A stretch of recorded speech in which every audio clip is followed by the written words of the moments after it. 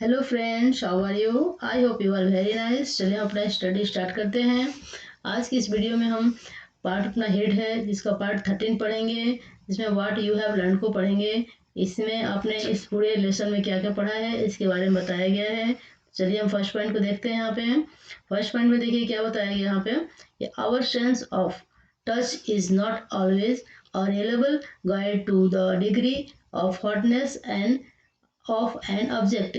अब हमारा जो सेंस होता है जो कि हमारे जो बॉडी को टच करते हैं जब हम, तो उसमें यह पता चलता है कि आपका शरीर जो है वो ठंडा है या गर्म है, लेकिन इसमें एक्यूरेट जो आपका बॉडी टेम्परेचर होता है यह पता नहीं चलता है। ठीक है, तो इसके लिए क्या करते हैं, देखिए यहाँ पे temperature is a measure of measure of the degree of hotness of an object. अब हमारे बॉडी का जो टेम्परेचर होता है उसको हम किस में नापते हैं? जब हम उसको मेजर करते हैं तो उसको हम डिग्री सेल्सियस में नापते हैं। किसी भी हमारी जो बॉडी का टेम्परेचर होता है या किसी भी चीज़ कोई भी ऑब्जेक्ट के हॉटनेस जो होता है उसको हम डिग्री सेल्सियस में नापते हैं। ठीक है, आप थर्ड पॉइंट में देखिए, thermometer is a device used for measuring temperature. अब हम टेम्परेचर को किससे नापते हैं, वह इसको हम क्या कहते हैं? उसको हम थर्मोमीटर कहते हैं। यहाँ पे बताया गया है कि जो हम बॉडी टेम्परेचर नापते हैं या किसी भी चीज़ के टेम्परेचर को जो हम नापते हैं तो उसको हम क्या कहते हैं? उस इंस्ट्रूमेंट्स को हम थर्मोमीटर कहते हैं। ठीक है, अब यहाँ पे देखिए इस पॉइंट में क्या बताया गया है, clinical thermometer is used to measuring our body temperature. अब क्लिनिकल जो थर्मामीटर होता है, हमारे जो बॉडी का टेम्परेचर होता है उसको हम टेम्परेचर किससे नापते हैं, उस इंस्ट्रूमेंट्स को हम क्या कहते हैं? उसको हम क्लिनिकल थर्मोमीटर कहते हैं। ठीक है, तो अब यहाँ पे देखिए आगे, the range of this thermometer is from 35 degree Celsius to 42 degree Celsius. अब इस जो क्लिनिकल थर्मोमीटर का जो टेम्परेचर का जो रेंज होता है वो क्या होता है, 35 डिग्री सेल्सियस से 42 डिग्री सेल्सियस तक होता है। ठीक है, for other purpose we use the laboratory thermometer. अब जैसा कि आप जानते हैं कि हम जब बॉडी के टेम्परेचर को नापते हैं तो उसको क्लिनिकल थर्मोमीटर से नापते हैं, लेकिन अब जैसे कि किसी और पर्पस से जब हम किसी और चीज़ का टेम्परेचर नापते हैं, जैसे मान लीजिए कि आपका वाटर हो गया या कोई और चीज़ हो गया, तो उसको हम लेबोरेटरी थर्मोमीटर से नापते हैं। ठीक है, the range of this thermometer is usually from -10 degree Celsius to 110 degree Celsius. अब इस टेम्परेचर का जो रेंज होता है, इस लेबोरेटरी थर्मोमीटर का जो रेंज होता है वह -10 डिग्री सेल्सियस से 110 डिग्री सेल्सियस तक होता है। ठीक है, अब आगे देखिए यहाँ पे आगे क्या बताया गया, यहाँ पे the normal temperature of the human body is 37 degree Celsius. अब जैसा कि आप जानते हैं कि ह्यूमन बींग्स का जो नॉर्मल टेम्परेचर होता है वह कितना होता है, 37 डिग्री सेल्सियस होता है। अगर आपके बॉडी का टेम्परेचर 37 डिग्री सेल्सियस है तो आप सही है, आपको फीवर नहीं है। अगर इससे ज़्यादा होता है तो क्या होता है, जैसे जैसे टेम्परेचर बढ़ता जाएगा उतना वैसे वैसे आपका फीवर भी ज़्यादा होता जाएगा। तो उसके आगे यहाँ पे देखते हैं हम क्या बताया गया यहाँ पे, द हीट फ्लोज फ्रॉम, यहाँ पे देखिए यहाँ पे flows from a body at a higher temperature to a body at a lower temperature. अब जैसा कि आप जानते हैं कि हीट का जो फ्लो होता है वो हमारे बॉडी में या किसी भी चीज़ में कैसे होता है, हायर से लोअर, यहाँ पे हायर टेम्परेचर से लोअर टेम्परेचर की ओर होता है। यह आपको हमने बताया है अपने। अब उसके बाद देखिए यहाँ पे क्या बताया गया है, there are 3 ways in which heat can flow from one object to another. अब ये जो हीट का जो फ्लो होता है किन किन वे में ये फ्लो होता है, इसको यहाँ पे बताया गया है कि 3 वे में यह फ्लो करता है। अब वो 3 वे कौन कौन से होते हैं, चलिए यहाँ पे हम देखते हैं। These are conduction, convection and radiation. अब ये 3 जो वे होते हैं, ये कंडक्शन है, पहला आपका क्या है, कंडक्शन है। जैसा कि आप जानते हैं कंडक्शन क्या होता है, सॉलिड चीज़ों में फ्लो करता होता है, और कन्वेक्शन होता है वो गैसेज एंड लिक्विड में फ्लो करता है। और रेडिएशन के लिए किसी भी मीडियम की आवश्यकता नहीं पड़ती है, यह डायरेक्ट सनलाइट से आता है हमारे अर्थ पे, और सभी इसको अर्थ पे जाता है और सभी चीज़ों को ये क्या करता है, गर्म कर देता है। तो ये रेडिएशन हो गया।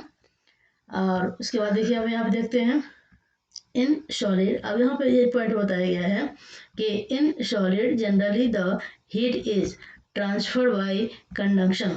अब जैसा कि हमने आपको बताया कि कंडक्शन में क्या होता है, हीट जो होता है वो सॉलिड में क्या होता है, वो ट्रांसफर होता है।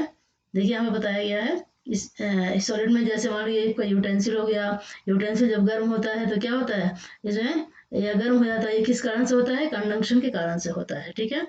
In liquid and gases the heat is transferred by the convection।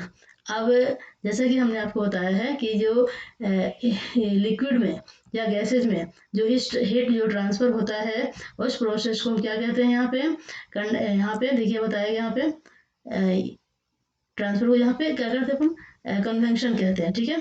तो देखिए यहाँ बताया गया है कि लिक्विड और गैसेज में जब हीट ट्रांसफर होता है तो उस प्रोसेस को हम कन्वेक्शन कहते हैं।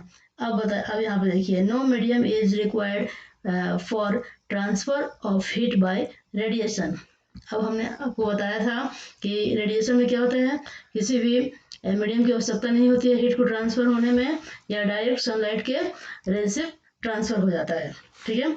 अब देखिए यहाँ पे क्या बताया गया है, द मटेरियल्स विच, यहाँ पे the materials which allow heat to pass through them easily are conductor of heat। अब जिस मटेरियल में यह हीट जो क्या होता है, पास होता है, उस आसानी से पास हो जाता है, उसको हम क्या कहते हैं, यहाँ पे कंडक्टर ऑफ हीट कहते हैं। हीट का उसको कंडक्टर कहते हैं। मतलब कहने का मतलब यह है कि जिस मटेरियल में हीट आसानी से पास हो जाता है उसको हम कंडक्टर कहते हैं, ठीक है। अब देखिए यहाँ पे The material which do not allow heat to pass through them easily are called insulator। अब यहाँ पे बहुत इंपॉर्टेंट पॉइंट है यहाँ पे कि इंसुलेटर किसे कहते हैं, व्हाट इज इंसुलेटर। तो इंसुलेटर क्या है, तो इंसुलेटर में आपको यहाँ पे ही बताया गया है कि जैसे कि जिसमें क्या होता है, हीट आसानी से पास नहीं होते हैं उसको हम इंसुलेटर कहते हैं।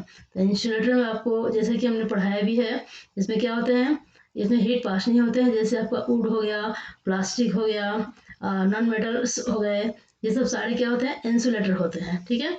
अब देखिए यहाँ पर यह इस पॉइंट बताया गया है कि dark colour object observe more heat than the light colour object. अब डार्क कलर में क्या होता है, हीट का जो होता है ऑब्जर्व क्या होता है, हीट ज़्यादा ऑब्जर्व हो जाता है, और लाइट कलर में क्या होता है, हीट जो होता है कम ऑब्जर्व होता है, ठीक है। इसकी अपेक्षा डार्क कलर की अपेक्षा लाइट कलर में जो हीट हमको कम ऑब्जर्व होता है, जिसके कारण से क्या होता है, देखिए यहाँ पे that is the reason we feel more comfortable in light colour clothes in the summer, ठीक है। तो यहाँ पे ये बताया गया कि समर का जो सीजन होता है, गर्मियों के सीजन में हम क्या करते हैं, लाइट कलर का क्लॉथ पहनना भी पसंद करते हैं, क्योंकि क्या होता है इसमें हीट का क्या करता है, ऑब्जर्वेशन इसमें कम हो जाता है, जिसके कारण से क्या होता है, हमें गर्मी नहीं लगती है। इसलिए हम समर के सीजन में, गर्मी के सीजन में लाइट क्लॉथ पहनते हैं, ठीक है।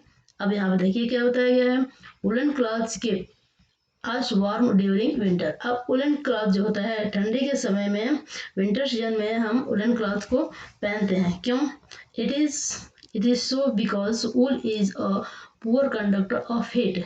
जैसा कि आप जानते हैं ऊल जो होता है, उलन के जो क्लॉथ होते हैं वो हीट के पुअर कंडक्टर होते हैं। एंड उसके बाद क्या होता है इसमें, and it has air trapped in between the fibre. अब उसके जो फाइबर होते हैं उनके बीच में क्या होता है, एयर जो होता है ट्रैप्ड हो जाता है, बंद हो जाता है, जिसके कारण से हमको क्या महसूस होता है, गर्मी लगती है, और इसको हम विंटर सीजन में यूज़ करते हैं।